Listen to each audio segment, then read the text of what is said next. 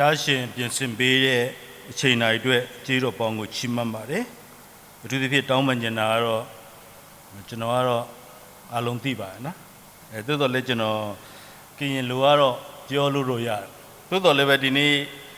စာစကားနဲ့စကားပြောတဲ့အခါတရားဟောတဲ့အခါကျတော့ကျွန်တော်အတွက်ကအာမတန်တော့ကျွန်တော်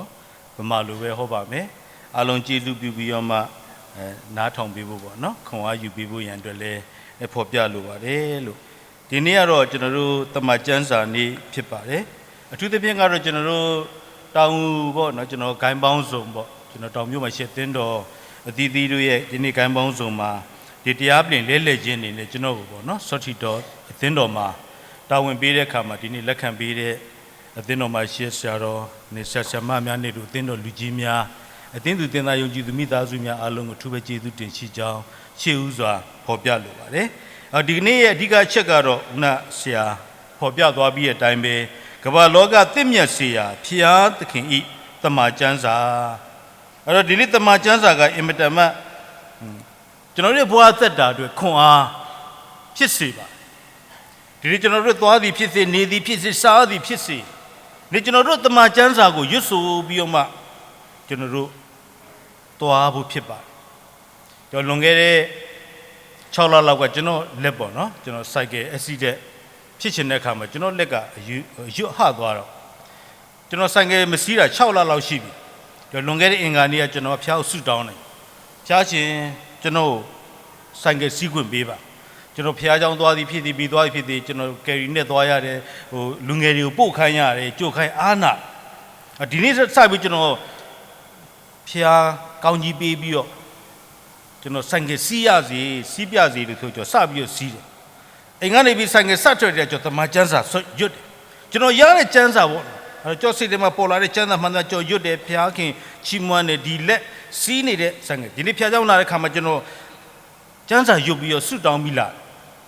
ာပြောချင်တာကဒီနေ့တမန်ကျမ်းစာကျွန်တော်တို့ခွန်အားတမန်ကျမ်းစာကဒီနေ့ကျွန်တော်တို့ရဲ့မိသားစုတွေအားဖြစ်ပါတယ်ဒီနေ့ကျွန်တော်တို့ရဲ့ဘဝသက်တာထဲမှာခက်ခဲမှုတွေစုံစမ်းခြင်းတွေနောက်ချက်ခြင်းတွေအများကြီးအားမှာရင်ဆိုင်ရတဲ့ချိန်ကာလထဲမှာဒီနေ့ကျွန်တော်တို့ရဲ့ဘဝသက်တာအတွက်အားဖြစ်စေတာကတမန်တရားဒီတမန်တရားကဘယ်ကလာလဲဆိုဒီနေ့တန့်ရှင်းသောဝိညာဉ်တော်ဒီနေ့ဖျားခင်နှုတ်ကပတ်နှုတ်တော်ထွက်စကားဖြစ်တယ်ဆိုတာကိုနားလေရဒါမှမဟုတ်ဒီနေ့အသက်တာထဲမှာဒီနေ့ကျွန်တော်တို့လောကကြီးထဲမှာမသိမြတ်စရာတွေတိုင်းပြည်ထဲမှာခက်ခဲတွေအများကြီးဒုက္ခတွေကြားမှာသွားလာရတဲ့အခါမှာဒီနေ့ကျွန်တော်တို့တွေကတောင်းတနေရာကနေပြီးတော့မှတကယ်ပဲပြန်လဲသစ်မြတ်စေတဲ့အသက်တာနဲ့အသက်ရှင်ဖို့ဖြစ်ပါတယ်အဲ့တော့ပြန်လဲသစ်မြတ်ခြင်းကိုဖြစ်စေတဲ့အရာကဘာလဲဆိုတော့တမန်ကျမ်းစာပဲတမန်ကျမ်းစာကိုကျွန်တော်ဖတ်တဲ့အခါမှာကျွန်တော်တို့သွန်သင်တယ်ခုနအမေရိတမန်ကျမ်းစာရွတ်ဆိုသွားတဲ့အထဲမှာရှမသက်ခရစ်ယာန်ခန်းကြီး9ကျွန်တော်ခန်းငယ်4-5လောက်မှာသင်ရဲ့မျက်လုံးတွေကညှောက်ငယ်ကိုနော်တန်ကျင်ကိုမကြည့်ဘဲနဲ့သူတစ်ပါးမျက်လုံးမှာချင်းညှောက်တခါတည်းမှာကျွန်တော်သက်တာကကိုယ့်ရဲ့ပြစ်ကိုမမြင်ဘူးကျွန်တော်လူများရဲ့မျက်လုံးထဲကမင်းရဲ့မျက်လုံးနဲ့ထုတ်လိုက်သူကလူများမျက်လုံးထဲမှာထုတ်ခိုင်းတယ်ကိုယ့်မျက်လုံးထဲမှာရှိနေလေတန်ကျင်ရှိနေခုနအမေကျမ်းသာရွတ်သွားတယ်ကျွန်တော်မျက်လုံးထဲတန်ကျင်ကိုအရင်ထုတ်လိုက်ပါပြီးကမှသူတစ်ပါးရဲ့မျက်လုံးထဲကညှောက်ပြောချင်တာကဒီနေ့ပထမဆုံးကျွန်တော်တို့ရဲ့သက်တာကိုပြင်ဆင်ဖို့ပဲနေ့ကျွန်တော်တို့တွေကတန့်ရှင်းတာမို့ကျွန်တော်တို့ဖြောင့်မတ်တာမို့မဖြူစင်ဘူးအားနည်းတဲ့သက်တာထဲမှာရှိတော်လဲပဲဒီနေ့ဖြောင့်မတ်စေတဲ့သူကထာဝရဘုရားဒါကြောင့်မို့ဒီနေ့ကျွန်တော်ရဲ့သက်တာပထမဆုံးအရင်ဆုံးကြည့်ဖို့ရန်အတွက်ဖြစ်ပါတယ်တဲ့ဒါကြောင့်မို့ဒီနေ့ဘုရားခင်ရဲ့ဖန်ဆင်းခြင်းသဘောထားကိုကြည့်တဲ့အခါဘုရားခင်ကဖန်ဆင်းတဲ့အင်မတန်မှကောင်းတယ်စတဲ့ဖန်ဆင်းတဲ့ကမကောင်းတဲ့ရတစ်ခုမှမရှိဘူးအင်မတန်မှကောင်းတယ်တဲ့ဒါကြောင့်မို့ဒီနေ့ဖန်ဆင်းသောအရာကိုကြည့်ရှုတဲ့အခါမှာအင်မတန်မှကောင်းတယ်ဆိုတာကပောက်ကျမ်းခန်းကြီး1အခန်းငယ်31မှာထာဝရဘုရားကနော်ဖော်ပြထားတာတွေ့ရတယ်ဒါကြောင့်မို့ဒီနေ့အင်မတန်မှကောင်းမြတ်တဲ့ကမ္ဘာလောကကြီးထဲမှာဒီနေ့ကျွန်တော်တို့တွေက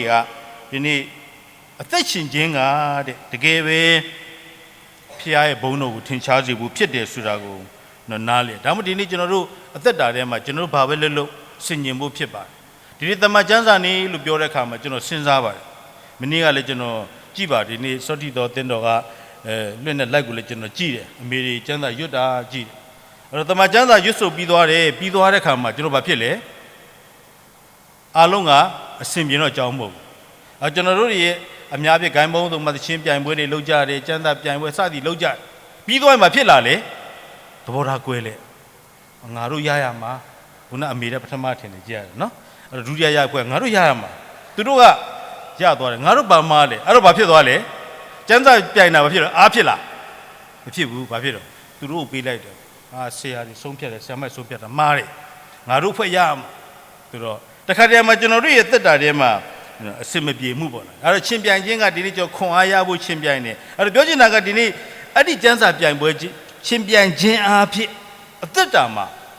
ပို့ပြီးတော့မှစီလုံးပို့ပြီးညင်ညွတ်ခြင်းတကယ်ပဲဖျားငယ်နှစ်သက်တဲ့သက်တာအဲ့ဒါဖြစ်ဖို့ရန်အတွက်ဒီကျွန်တော်တို့ရဲ့သက်တာကိုဒီနေ့ပြန်လည်ပြီးတော့မှစဉ်းစားဖြစ်ဒါမှမဟုတ်ဒီနေ့ကျွန်တော်တို့သက်တာအတ္တမမာနတွေကိုကျွန်တော်တို့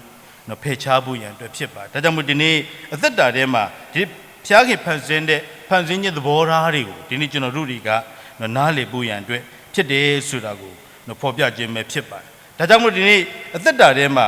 ဒီနေ့ကျွန်တော်တို့တွေကဖျားခင်ပြင်ဆင်ပေးတဲ့အင်မတန်မှကောင်းမြတ်တဲ့ကဘာကြီးထဲမှာတကယ်ပဲကျွန်တော်တို့ဒီလေတယောက်ကျွန်တော်တူတယောက်အားဖြင့်သူတစ်ပါးတွေအားလုံးကောင်းကြီးခံစားရရှိပါသည်ကျွန်တော်တယောက်အားဖြင့်သူတစ်ပါးတွေညီသက်ရှင်ရရှိပါသည်ကျွန်တော်အားဖြင့်သူတစ်ပါးတွေမေတ္တာကောင်းကြီးရရှိပါသည်ဒီနေ့ကျွန်တော်တို့ကိုယ်တိုင်သက်တာကိုကျွန်တော်တို့ဆင်ခြင်ဖို့ဖြစ်တယ်ဒါကြောင့်မို့ဒီနေ့တမန်ကျမ်းစာထဲမှာ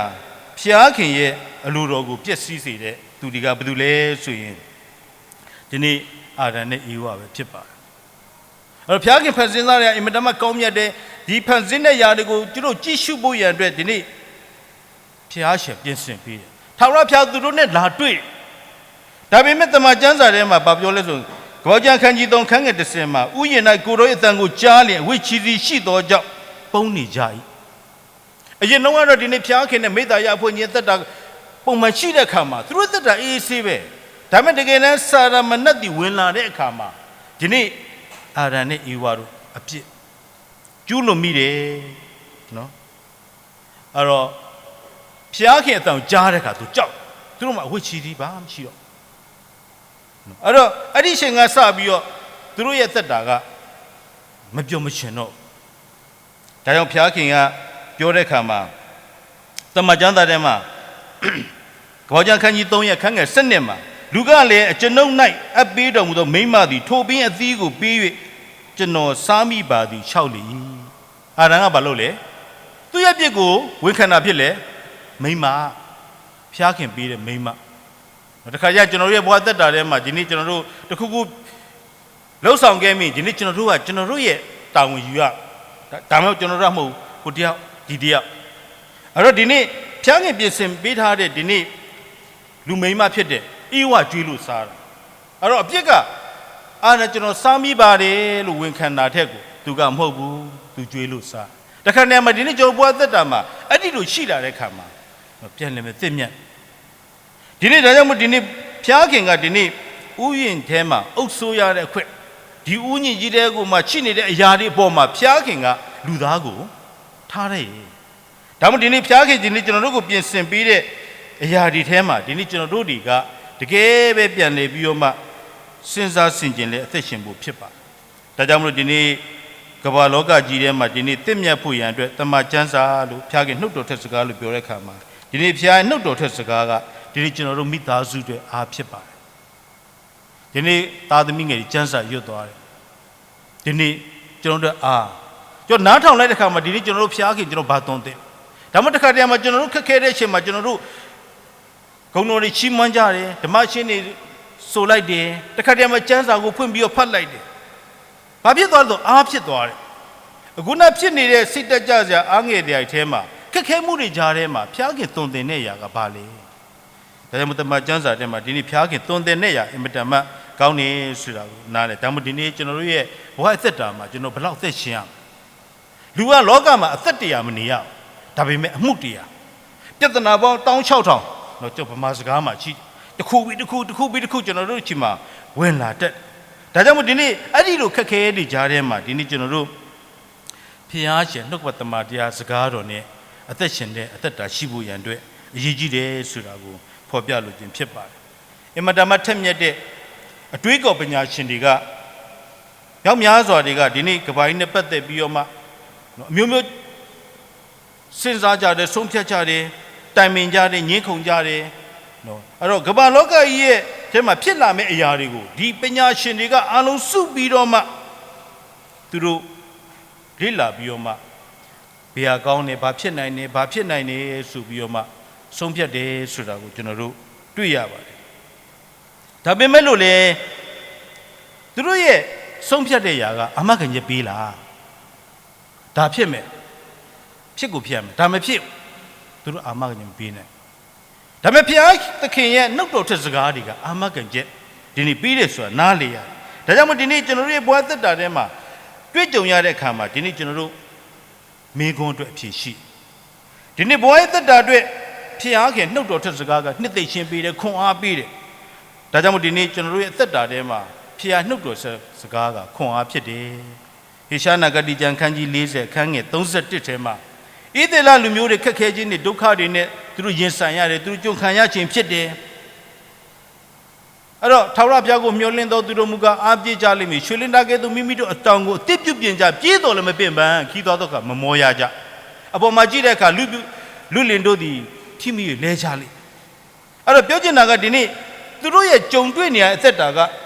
ငယ်တဲ့အသက်တာလည်းပါတယ်ကြီးတဲ့အသက်တာလည်းပါတယ်အဲ့တော့သူတို့ရဲ့ခက်ခဲနေတဲ့အချိန်မှာဘုရားရဲ့နှစ်သိမ့်ခွန်အားစကားကထာဝရဘုရားကိုမျှော်လင့်တော်သူအားပြေးလိ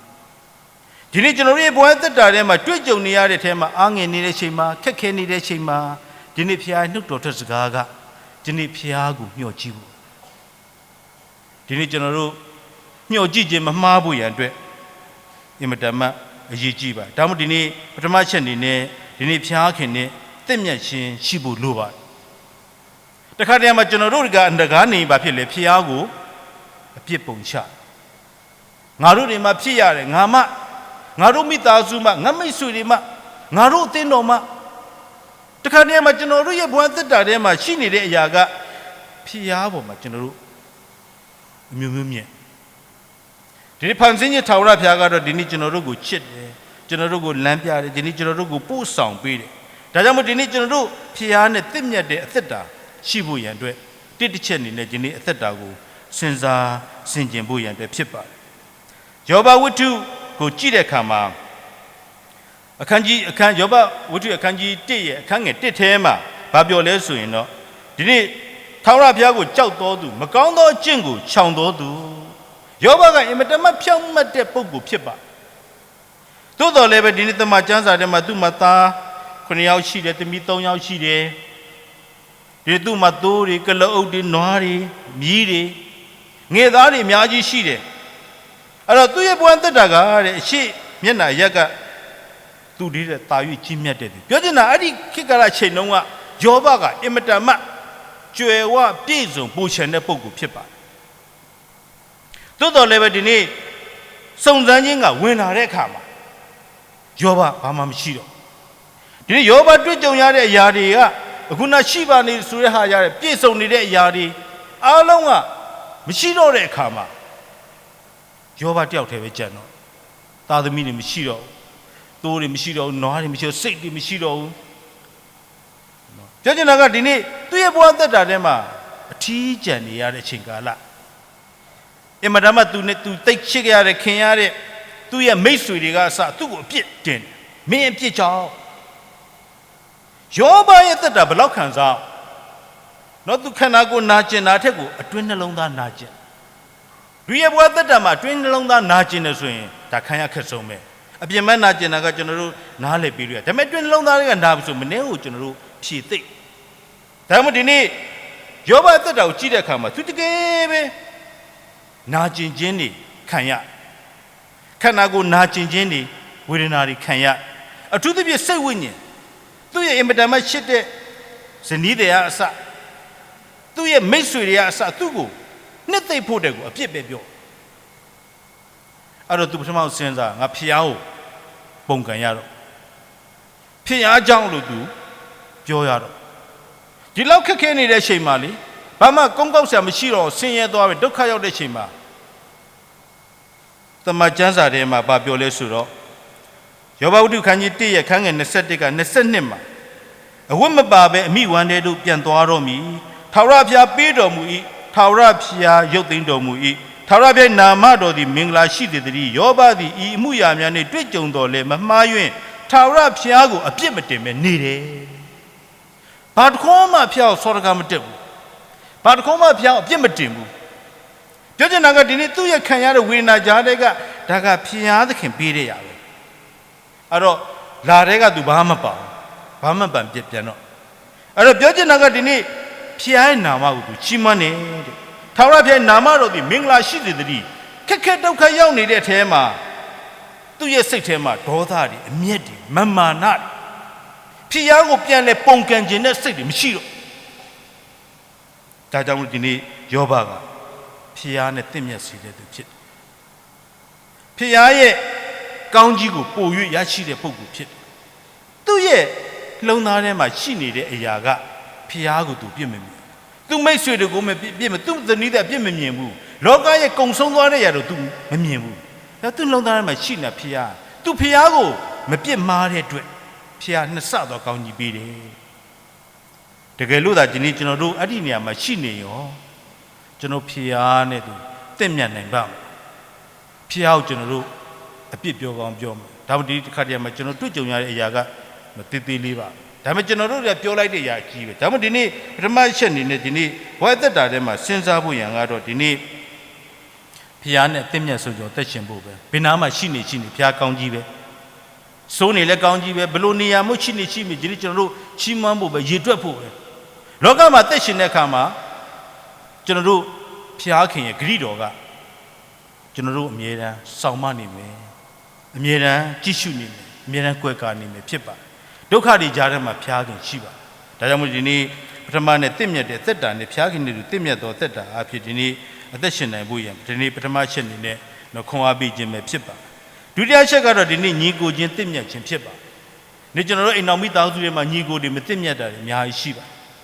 The Kadama, a Jamu job. I the Kadama Metimia Buchi at him, Metimia Chindema, the Kadam, not General Piolo. Imatama Najinjari, Shiga Shiva. Toto Leva Dini, the Machanza de Magaro, there's a Gogumio Dosana, Kang at House and Gama. The arrow knitted to do night, Jesus or Ning which in Shiba eat, through the Sapiesia, Jam Shiba. The arrow knitted to do God, Jesus or Nintech in sheep. Dirigiano, Pia the arrow him at the come. Jesus or Nintech with Dirigiano Yashima, Generoma, Sapiesia Mishu. Ludim Yelano, Sapiesia. Ludijida no General Mielight. Septia, Sitacha, Angles. Though the lady lit the marchans are them at the Chine Dudiga, look what they are when knitted the Dudiga, Jesus or the Nitachi, but do be let Pia can be there. Pia no to touch the Gaguga. Dinitia knitted it. Pia no to touch the Gago. Dinichino can you come? Dinichino Timia. General would be Baba General, Pian Lebia Matopian. Couldn't be there, Nale be there. Down in it, Timia Shinga in Madama Yijiva. Damodini. Bien Timia Chinga, Dinichino, no Abjemo. Dinit again, Genoduga, a Simbia, Nita no some would pit Sudago, no poor Yalu in Pipa. Dadamlo, the yoke sit to Jibono, in Kedonga, Sunzuzu Repugo Shiba. Do a babio lesso no, sit where the way go on a Nibinyari count, Lennetti count mo. Take away sit where the way go on in the Suraga. The pet do the net. Timia on Ni Nanjing on Minjin. That get Sibu, no? Sibu Joe, Chipa. I don't didn't want that him, didn't you know Rudiga, Timia Pusuraga, no Generuma Chini, no Tomarari, Kunida, Mazara, Mo. Didn't you look at the ruin Londare machine that the Tade to go to Pinny, Timia. Tadamudini, the Majanza de Machilia Kama, Dini Jota yet that General. Miaba. Una Padore Sama, Padore Gabauja, no Kanji Lizang Aye, and yes, Sangarema, Popiare, a ya ligaro. Didn't boy the Dadema gave Kong Aya. Babo Biales, no, the Panigo, Chidemiarugu, Nayue,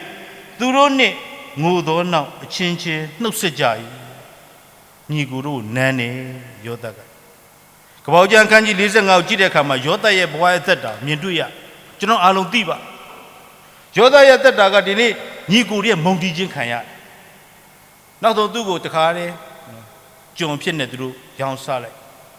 အဲ့တော့ကျွန်ဖြစ်နေရောင်းစားတဲ့အခါမှာဒီနေ့ယောသမှာဘာဖြစ်ရှိလဲယောသဘာမှပြမရှိအကိုတွေကိုလည်းပြန်လှုပ်တာလည်းမဟုတ်ဘူးအကိုတွေကိုလည်းပုံကန်တာလည်းမဟုတ်ဘူးအဖေရဲ့ချစ်ချင်းခံရတဲ့သူကိုယ်တိုင်လည်းရှိတဲ့အသက်တာထဲမှာသူကိုယ်သူပဲသူဖျားကိုချစ်တဲ့သက်တာသူသက်ရှင်ဒါပေမဲ့ညီကိုတွေရဲ့မုံတီးခြင်းခံရတဲ့အခါဘာဖြစ်လာတော့သူကတိုင်းတစ်ပါးကိုအဂုရုပြည်ကိုကြုံဖြစ်နေရောင်းစားခြင်းခံရတဲ့သက်တာသူငြိမ်သက်ခြင်းရှိပါသူ့မှာမိကုန်းတွေအများကြီးရှိတာမေးလို့ရအဲ့တော့ဒီနေ့သူ့ရဲ့ဘဝသက်တာကတကယ်ပဲဘယ်လောက်ထိဆိုးလဲနောက်ဆုံးသူထောင်ထဲရောက်သွားထောင်စော်ပါရှိတော့ထောင်သားတကယ်ဆိုးတဲ့သူတကယ်ကြမ်းတမ်းတဲ့နေအခုနနေရာကျွန်နေတဲ့နေရာသေးလူများအိမ်မှာကျွန်လို့နေရတာနဲ့စားသေးတယ်ဟိုထောင်ထဲရောက်တော့ပိုဆိုးဘာမှမရှိတော့သူရဲ့ဘဝသက်တာကြီးပြင်းလာခဲ့တဲ့သက်တာချောင်းလုံးဘာမှပြင်းမာမှုမရှိဘာမှမလုပ်ဆောင်သူရဲ့ငယ်တဲ့သက်တာထဲမှာထောင်ထဲရောက်သွားနောက်ဆုံးသူထောင်ထဲမှာရောက်သွားတယ်ဒါပေမဲ့သူတရားတော်ကိုနှစ်သက်ဖျားနှုတ်တော်ထွက်တရားတော်ကိုသူနှစ်သက်တဲ့အခါမှာဒီနေ့သူရဲ့သက်တာမှာဒီနေ့ကြီးစွာသောညီဝတ်ခြင်းအဲ့ဒီခက်ခဲမှုတွေကြားထဲမှာအဲ့ဒီရဲ့ဝမ်းနည်းခြင်းတွေအဲ့ဒီရဲ့ကြေကွဲခြင်းတွေကြားထဲမှာဖျားရဲ့နှုတ်တော်ထွက်တရားတော်တွေသူနာယူတဲ့အခါမှာညီသက်ခြင်းဒါမှသူ့မှာစိတ်ပြည့်တယ်မရှိဘူးတဲ့လူသားအနေနဲ့တွက်ကြည့်ပေါ့နော်တကယ်ချမ်းသာတဲ့ပုဂ္ဂိုလ်ပဲဘာမှလုပ်စရာမရှိဘူးနော်ပြည့်ချန်နေတဲ့ပုဂ္ဂိုလ်တခါတည်းထောင်ထဲရောက်သွားတယ်တိုင်းတစ်ပါးမှာကျွန်ဖြစ်နေရတယ်မျောလင့်ကြဘာမှမရှိဘူးတိုးတော်လည်းတစ်ချိန်မှာငတ်မခေါင်းပါမှုတွေဖြစ်တဲ့အခါနှစ်ဖြစ်တဲ့အခါမှာလာပြီးခုနညီကိုသူ့ချီကလာပြီးတော့မှစားနိုင်ခါလာဝယ်ရတဲ့အချိန်မှာအခုနဖတ်သွားတမန်ကျမ်းစာညီကိုတို့နန်းနော်အဲ့တော့စဉ်းစားကြည့်ပါငါ့ကိုထောင်ထဲရောက်အောင်ငါ့ကိုတိုင်းတစ်ပါးမှာကျွန်ဖြစ်အဖေချီမှာသားမရှိတော့ဘူးဆိုပြီးတော့မှလွှင့်ထားပြီးတော့ငါ့ကိုရောင်းစားတဲ့အကိုတွေတွေ့မယ်နော်လာပြီနောက်ထပ်9နှစ်ကြံသေးတဲ့အစာရေးစားငတ်ဖို့ပြတ်ဖို့ရန်အတွက်ယောသအဲ့ဒီစိတ်မရှိယောသနှလုံးသားကအဲ့ဒါမရှိဘူးသူ့ရဲ့နှလုံးသားထဲမှာတကယ်ပဲခေါ်ပြီးတော့မှကျွန်တော်ကအကိုရောင်းစားလိုက်တဲ့အကိုရဲ့ညီယောသဖြစ်ပါတယ်ဘယ်လောက်ကြေကွဲမို့နော်နှစ်ပေါင်းများစွာပြန်တွေ့ရခါမှာဒါပေမဲ့ယောသဘာဖြစ်နေဘယင်ကံဖြစ်နေအပြစ်လုပ်တဲ့သူတွေကသူ့အကိုတွေညီကိုမောင်နှမတွေဒါပေမဲ့တကယ်တော့တွေ့ကြည့်ခါရတွေ့ဆုံတဲ့အခါမှာနန်းနေညီကိုချင်းပြန်လဲတစ်မြတ်စေဒီချိန်မှာတော့ယောသကသူလှုပ်ရှင်တာသူလှုပ်ရသို့တော်သူမလှုပ်ချက်ချင်းနောက်9နှစ်ကျန်တဲ့အဖေခေါ်ခဲ့ပါမိသားစုတွေသူတို့ခေါ်ခဲ့ပါသူထပ်ပြီးတော့မှအလုပ်ကြွေပြုတယ်ဆိုတော့တွေ့ရတယ်ဒါကြောင့်မို့ဒီနေ့ညီကိုချင်းပြန်လဲတစ်မြတ်ဖို့ရန်အတွက်ဒီနေ့ကျွန်တော်တို့ရဲ့အသက်တာထဲမှာခွင့်လွှတ်ခြင်းနှိမ့်ချခြင်းနဲ့တူကွာဒီနေ့ကျွန်တော်တို့အစီအကံမှုဖြစ်တယ်ဆိုတာဒုတိယချက်အနေနဲ့ဖော်ပြလိုခြင်းပဲဖြစ်ပါနောက်ဆုံးတဲ့တတိယချက်ကတော့ကျွန်တော်အချင်းချင်းတစ်မြတ်စေတော်သူဒီနေ့အသက်တာထဲမှာဒီနေ့ကျွန်တော်တို့ဒီရဲ့သူတစ်ပါးကိုတစ်မြတ်စေတဲ့သူဖြစ်ဖို့လိုပါတယ်တခါတည်းမှာဒီနေ့ကျွန်တော်တို့တွေကသူတစ်ပါးကိုမတစ်မြတ်စေအောင်လှုပ်ဆောင်တဲ့သူဖြစ်ကောင်းဖြစ်လေကျွန်တော်တို့တွေကဘာပဲလုပ်ဘာပဲဘယ်လိုပဲနေကျွန်တော်ဘာပဲပြောဒီနေ့ကျွန်တော်တို့ကကောင်းတဲ့အရာကိုဖော်ပြဖို့ကောင်းတဲ့သတင်းစကားကိုကျွန်တော်တို့ကပေးဖို့တဲ့သူဖြစ်ရတခါအမျိုးသမီးတယောက်ရှိတယ်အမျိုးသမီးတယောက်ကအတင်းပြောတာနော်မိုးလင်းတာနဲ့သူတင်းလိုက်ပြောတာဘေးငါဘသူဘာဖြစ်လဲဘေးငါဘသူဘာဖြစ်တရွာလုံးပတ်ပြောနောက်ဆုံးတော့ခွေးကိုက်တိမ်မဲချက်အဲ့တော့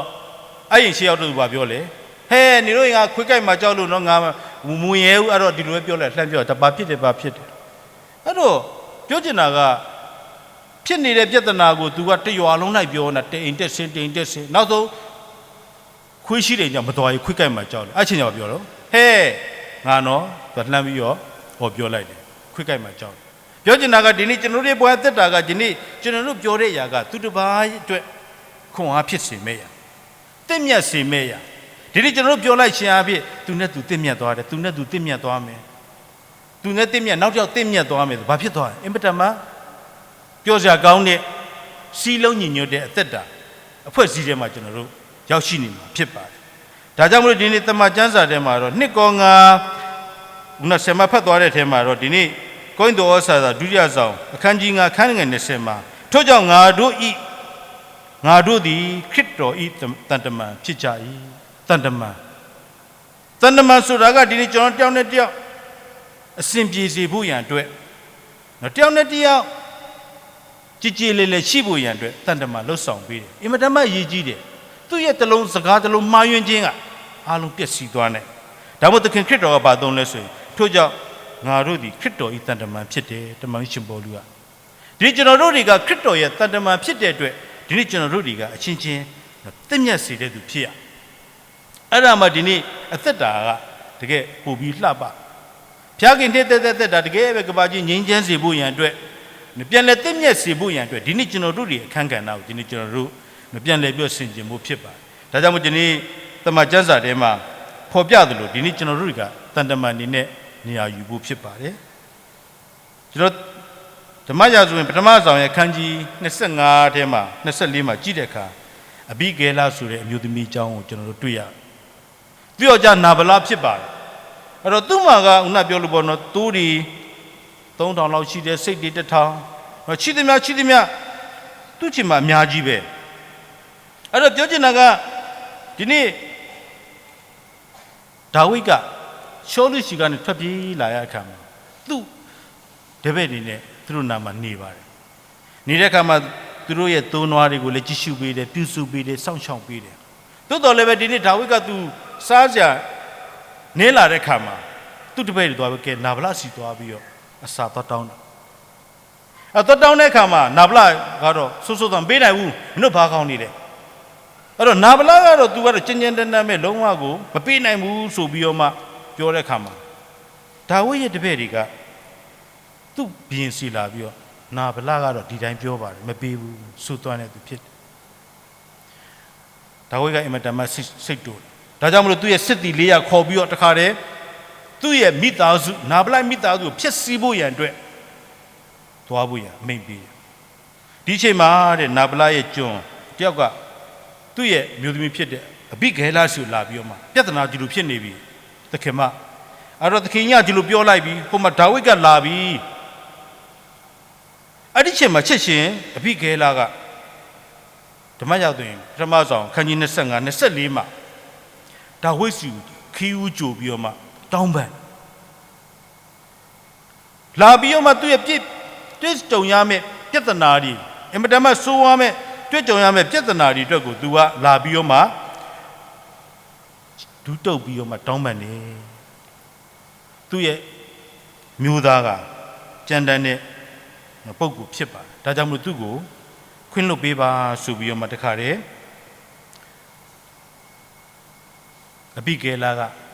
စားစရာအပြစ်နော်အများကြီးလာပြီတမန်ကျမ်းစာတွေကိုဖတ်တဲ့အခါမှာတော့ဒီနေ့သူယူဆောင်လာတဲ့အရာတွေကနော်အင်မတန်မှများပြားတယ်ဆိုတာကိုဒီနေ့တွေ့ရအဲ့တော့ဒီအရာတွေကိုယူလာပြီးတော့မှသူကတောင်းပန်တဲ့အခါမှာဘာပြောလဲဆိုတော့သူ့မှာပါလာတဲ့မဟုတ်လုံး200နော်စပြည့်ရ2အိုးနော်ပြည့်ခါမှာချက်ပြီးသား3 5ကောင်ပေါက်အေဖာပေါ့9အေဖာနော်စပြည့်တီ6နော်တင်မိုတီတပန်တီ6အဲ့တော့ရှိသမျှကိုသူကဒါဝိဒ်ကိုဆက်တာတယ်အဘိဂဲလရဲ့လှုပ်ဆောင်လိုက်တဲ့အရာအဘိဂဲလရဲ့ဒါဝိဒ်ရှိမှဒူးထောက်လိုက်တဲ့အရာကမိသားစုအားလုံးချမ်းသာရသူ့အားဖြင့်မိသားစုသူ့မှာရှိတဲ့ကျွန်တွေအားလုံးချင်းချင်းကတင့်မြတ်စီဒါကြောင့်မဒီနေ့ကျွန်တော်တို့ဖျားခင်ပြင်ဆင်ပေးတဲ့အသက်တာထဲမှာဒီနေ့ကျွန်တော်တို့ကဒီနေ့ကြိုးစားပြီးတော့မှအသက်ရှင်ဖို့ရန်အတွက်ဖြစ်တယ်ဆိုတာကိုနားလည်ရတယ်တိမောသေဩစာဒုတိယဆောင်ခန်းကြီး3ခန်းငယ်16 19မှာထိုကျမ်းစာ၌ရှိသမျှသည်ဖျားခင်မှုတ်သွင်းတော်မူသောအားဖြင့်ဖြစ်၍ဖျားခင်လူသည်စုံလင်တော်သူကောင်းသောအမှုမျိုးမျိုးတို့ကိုပြုစုခြင်းအလို့ငါပြင်ဆင်တော်သူဖြစ်မည်အကြောင်းဩဝါဒပေးခြင်းအပြစ်ကိုဖော်ပြခြင်းဖြောင့်မတ်စွာပြုပြင်ခြင်းတရားကိုသွန်သင်ခြင်းကျေးဇူးကိုပြုတတ်၏ဒီနေ့ကျွန်တော်တို့တွေကဖျားခင်ရဲ့နှုတ်တော်ထွက်ဂတိတော်ပြ ညတ်တော်ဒီအောက်မှာဒီနေ့အသက်ရှင်ခြင်းအားဖြင့်ဒီနေ့ကျွန်တော်တို့တွေကဒေဝရဲ့ဖျားရဲ့ဘုန်းတော်ကိုထင်ရှားစေသောအသက်တာအားဖြင့်ဒီနေ့အသက်ရှင်ဖို့ရန်အတွက်ဖော်ပြလိုခြင်းပဲဖြစ်ပါတယ်။ဒါကြောင့်မလို့ဒီနေ့ကျွန်တော်တို့တွေကဒီနေ့ဖော်ပြတဲ့အဓိကချက်ဖြစ်တဲ့ကဘာကြီးလောကတင့်မြတ်စေရာဖျားခင်တမန်ကျမ်းစာလို့ဖော်ပြတဲ့အခါမှာဒီနေ့ပြန်လေတင့်မြတ်ခြင်းကိုဖော်ဆောင်ပြီးတော့မှအသက်ရှင်ဖို့ဖြစ်ပါတယ်။ဒါကြောင့်မို့ဒီနေ့ကျွန်တော်ပထမအချက်အနေနဲ့ကျွန်တော်တို့ပြန်လေတင့်မြတ်ခြင်းလို့ပြောတဲ့အခါအကလုံးကချစ်ပါနှစ်သက်တယ်ဟာတင့်မြတ်လုံးမယ်ဆိုအားလုံးဟာတက်ညီလက်ညီပဲဟာအားလုံးလုံးသားထဲမှာရှိတယ်ငါတို့တင့်မြတ်လို့ရမယ်ငါတို့တင်းတော်ထဲမှာတင့်မြတ်လို့ရမယ်ငါတို့ရဲ့ပတ်ဝန်းကျင်တင့်မြတ်လို့ရမယ်ဆိုတဲ့အရာကြောအားလုံးလုံးသားထဲမှာရှိတယ်အင်မတန်မှချစ်တာ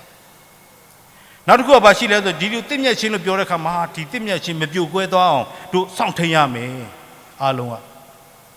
မပြိုလဲတော့စောင့်ထိန်မယ်နော်တင့်မြတ်စေဖို့ရတဲ့ဒါပေမဲ့တကယ်တမ်းလိုအပ်တာကဒီနေ့ခုနပြောတဲ့တင့်မြတ်ခြင်းကိုကျွန်တော်တို့တွေကချစ်ခင်နှစ်သက်ဖို့မဟုတ်ဘူးခုနတင့်မြတ်ခြင်းပြန်လဲတင့်မြတ်ခြင်းအမှုရာကိုဒီနေ့ကျွန်တော်စောင့်ထိန်ဖို့မဟုတ်ဘူးအဓိကဘာလို့ရမလဲဆိုရင်ကျွန်တော်တို့ပြန်လဲတင့်မြတ်ခြင်းကိုတိဆောက်တော်သူခုနပြောတဲ့အဘိဂေလကဲ့သို့ယောသကဲ့သို့ဒီနေ့ယောဘကဲ့သို့ဒီနေ့ကျွန်တော်တို့ကတိဆောက်တဲ့သူဖြစ်စေဖို့ရန်အတွက်ဖော်ပြလိုခြင်းဖြစ်ပါတယ်ဒါကြောင့်ဒီနေ့နှုတ်ကပတ်သမကျမ်းစာနေ့မှာဒီနေ့လောကကြီးပြန်လည်ပြီးတင့်မြတ်စေဖို့ရန်ဘုရားရဲ့သမကျမ်းစာကိုကျွန်တော်လှုံ့သားခံယူလက်လာမိသက်တာမှာဒီနေ့ကျွန်တော်သူတစ်ပါးအတွက်အသက်ရှင်တော်သူတွေသူတစ်ပါးချင်းပြန်လည်ပြီးညီသက်ခြင်းပြန်လည်ပြီးတင့်မြတ်ခြင်းကိုဖော်ဆောင်တဲ့ယုံကြည်သူမိသားစုတွေဖြစ်စေလျက်ဘုရားရဲ့ဘုန်းတော်ကိုဆက်လက်ထင်ရှားသောအသီးသီးဖြစ်စေဖို့ရန်အတွက်အနေငယ်ပဲဝေမျှလက်ခွန်အားပေးပါတယ်အားလုံးဘုရားရှင်ကောင်းကြီးပေးပါစေ